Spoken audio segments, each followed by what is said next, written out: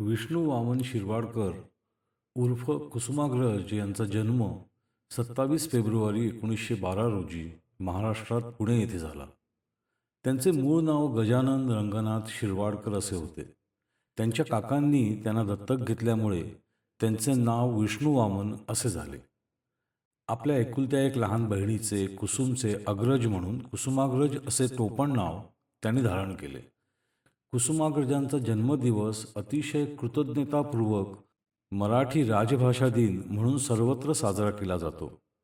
कारण त्यांनी मराठी साहित्यात नुसतीच मोलाची भर घातली म्हणून नव्हे, तर आपल्या मातृभाषेला उचित सन्मान मिळावा म्हणून अविरत जनजागरण केले. कुसुमाग्रज हे 1964 मध्ये गोव्याच्या महाराष्ट्र साहित्य संमेलनाचे अध्यक्ष होते. 1974 मध्ये त्यांच्या नटसम्राट या नाटकाला साहित्य अकादमीचे पारितोषिक मिळाले. त्यानंतर 1985 साली अखिल भारतीय परिषदेचा राम गणेश गडकरी पुरस्कार त्यांना दिला.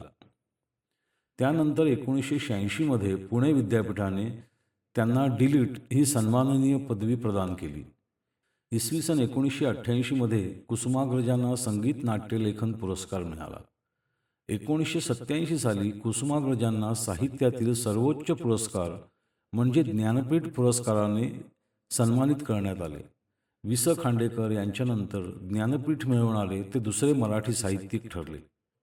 महाराष्ट्र सरकारच्या उत्कृष्ट पुस्तकासाठीचा पुरस्कार त्यांच्या मराठी मातीला 1960 साली, स्वगतला 1962 साली, हिमरेषाला 1962 साली व नटसम्राटला 1971 साली देण्यात आला. 10 मार्च 1999 रोजी नाशिक येथे त्यांची प्राणज्योत अनंतात विलीन झाली. वेळेअभावी कुसुमाग्रजांच्या निवडक कविता मी 6 भागात सादर करणार आहे. आजच्या पहिल्या भागात त्यांच्या काही कविता आपल्या पुढे सादर करत आहे. कवितेचं नाव आहे कणा. ओळखलत का सर मला, ओळखलत का सर मला, पावसात आला कोणी, कपडे होते कडदमलेले, केसावरती पाणी. क्षणभर वसला, नंतर हसला, बोलला वरती पाहून, गंगामाई पाहणी आली, गेली घरट्यात राहून. माहेर वाशीण पोळीसारखी 4 भिंतीत नाचली, मोकळ्या हाती जाईल कशी, बायको मात्र वाचली. भिंत खचली, चूल विजली, होतं नव्हतं नेलं, प्रसाद म्हणून पापण्यांमध्ये पाणी थोडं ठेवलं.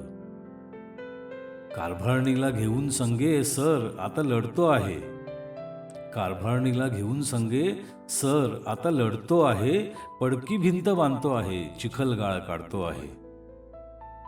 खिशाकडे हात जाताच हसत हसत उठला, खिशाकडे हात जाताच हसत हसत उठला, पैसे नको सर, पैसे नको सर, जरा एकटेपणा वाटला. मोडून पडला संसार तरी मोडला नाही कणा, मोडून पडला संसार तरी मोडला नाही कणा, पाठीवरती हात ठेवून नुसते लढा म्हणा, पाठीवरती हात ठेवून नुसते लढा म्हणा. कवितेचं नाव आहे मुक्त. पिंजरा तोडून मुक्त झालेला तो पक्षी, जखमी पंखातील रक्ताने हिरव्या भूमीवर लाल नागमोडी उमटवीत उडतो आहे आपल्या घरट्याकडे. पिंजरा तोडून मुक्त झालेला तो पक्षी, जखमी पंखातील रक्ताने हिरव्या भूमीवर लाल नागमोडी उमटवीत उडतो आहे आपल्या घरट्याकडे. कदाचित कदाचित आपल्या मृत्यूकडेही.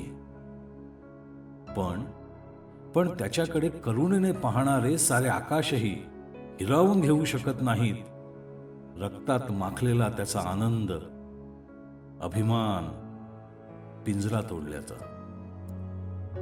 त्याच्याकडे करुणेने पाहणारे सारे आकाशही हिरावून घेऊ शकत नाही रक्तात माखलेला त्याचा आनंद, अभिमान पिंजरा तोडल्याचा. कवितेचं नाव आहे माझ्या मराठी मातीचा. माझ्या मराठी मातीचा लावा ललाटास टिळा, हिरव्या सांगणे जागल्या दऱ्या खोऱ्यातील शिळा. माझ्या मराठी मातीला नका म्हणू ही न दिन, स्वर्ग लोकाहून थोर मला हिचे महिमान. रत्न जडित अभंग ओव्या अमृताची सखी, चारी वर्णातून फिरे सरस्वतीची पालखी. रस रंगात भिजला येथे शृंगाराचा स्वर, येथे अहंता द्रवली झाले वसुदेचे घर. माझ्या मराठी मातीचा नका करू अवमान, माझ्या मराठी मातीचा नका करू अवमान, हिच्या दारिद्र्यात आहे भविष्याचे वरदान. नाही पसरला कर कधी मागायास दान, नाही पसरला कर कधी मागायास दान, स्वर्ण सिंहासना पुढे कधी लवली ना मान, स्वर्ण सिंहासना पुढे कधी लवली ना मान. कवितेचं नाव आहे अखेर कमाई. मध्यरात्र उलटल्यावर शहरातील 5 पुतळे एका चौथऱ्यावर बसले आणि टिपं गाळू लागले. ज्योतिबा म्हणाले, शेवटी मी झालो फक्त माळ्यांचा. शिवाजीराजे म्हणाले, मी फक्त मराठ्यांचा. आंबेडकर म्हणाले, मी फक्त बौद्धांचा. टिळक उद्गारले, मी तर फक्त चित्पावन ब्राह्मणांचा. गांधींनी गळ्यातला गहिवर आवरला, गांधींनी गळ्यातला गहिवर आवरला आणि ते म्हणाले, तरी तुम्ही भाग्यवान, तरी तुम्ही भाग्यवान. एक एक जात जमात तरी तुमच्या पाठीशी आहे. माझ्या पाठीशी मात्र फक्त सरकारी कचेऱ्यातल्या भिंती, माझ्या पाठीशी मात्र फक्त सरकारी कचेऱ्यातल्या भिंती.